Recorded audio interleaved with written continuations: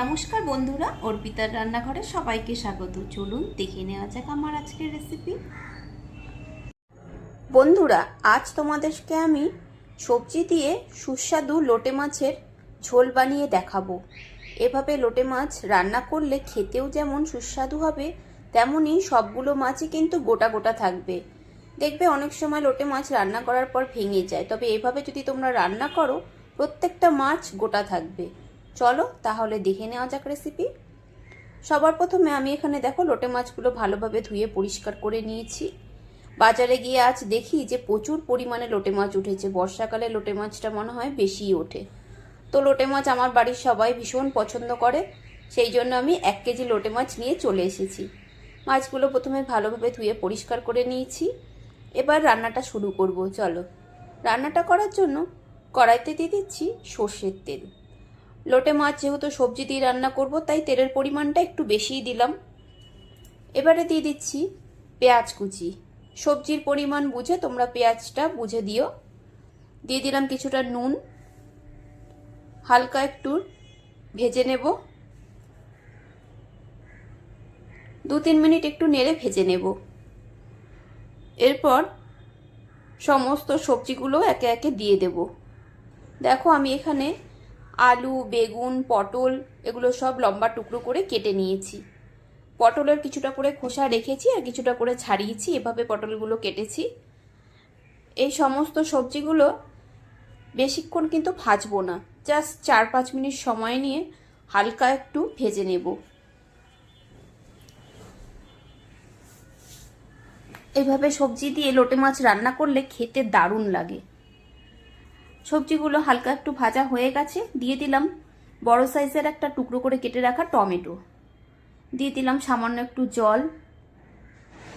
এবারে দেব পরিমাণ মতন জিরের গুঁড়ো, দিয়ে দিচ্ছি লঙ্কার গুঁড়ো, দিয়ে দিচ্ছি কিছুটা হলুদ গুঁড়ো। এগুলো সব কিছু তোমরা পরিমাণ মতন ব্যবহার করবে।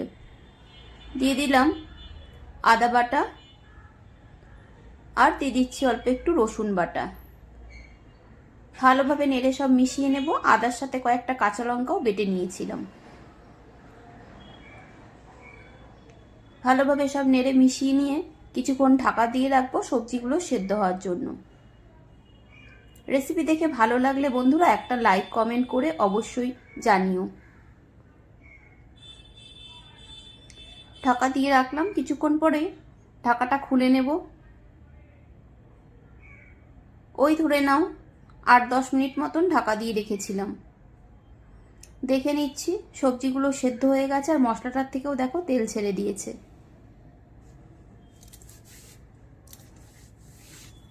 এই রান্নাটায় আমি কিন্তু আর আলাদা করে কোনো জল ব্যবহার করব না। মশলাটা সুন্দর কষানো হয়ে গেছে আর সবজিগুলোও সেদ্ধ হয়ে গেছে। এবারে আমি দিয়ে দিচ্ছি ধুয়ে পরিষ্কার করে নেওয়া লোটে মাছগুলো। লোটে মাছ থেকে প্রচুর পরিমাণে জল ছাড়ে, তাই জন্য আলাদা করে আর কোনো জলের ব্যবহার করছি না। সবগুলো মাছকে একে একে ওপর থেকে সাজিয়ে দেব। এখনও যদি তোমরা আমার চ্যানেলটি সাবস্ক্রাইব করে না থাকো, তাহলে চ্যানেলটি সাবস্ক্রাইব করে নেওয়ার অনুরোধ রইল। সবগুলো মাছকে ওপর থেকে হালকাভাবে দিয়ে দিলাম সাজিয়ে। এবারে খুন্তি দিয়ে জাস্ট একটু এদিক ওদিক করে নেব। খুব বেশি কিন্তু নাড়বো না, কারণ লোটে মাছ নরম হয়, তাহলে ভেঙে যাবে। এভাবে রান্না করলে প্রত্যেকটা মাছ গোটা থাকবে। নেড়ে একটু মশলার সাথে মিশিয়ে দিলাম মাছগুলোকে। তোমরা কে কিভাবে লোটে মাছ রান্না করো সেটাও আমাকে বলতে পারো কমেন্টে, আমি দেখব।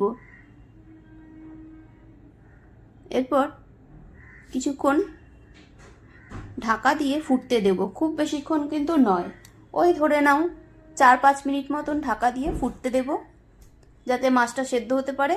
এবার কিছুটা নিয়েছি এখানে ধুয়ে পরিষ্কার করে নেওয়া ধনেপাতা। ধনেপাতাটা কুচি করে কেটে নেব। ধনেপাতা দিলে রান্নাটা আরও বেশি টেস্ট হয়। ধনেপাতা সেই জন্য কুচি করে নিলাম। এবার ঢাকাটা খুলে নেব। মাছটা দেখো সেদ্ধ হয়েই গেছে। মাছের এই যে কালারটা চেঞ্জ হয়ে গেছে, উপর থেকে দেখেই বোঝা যাচ্ছে। খুব আলতু হাতে সাইড দিয়ে আমি একটু নেড়ে দিলাম, আর কতটা দেখো মাছ থেকেই জল ছেড়েছে। রান্নাটা প্রায় হয়েই এসেছে। একটু এদিক এদিক একটু সামান্য একটু নেড়ে নিলাম। এবারে দিয়ে দেব ওপর থেকে ধনেপাতা কুচি।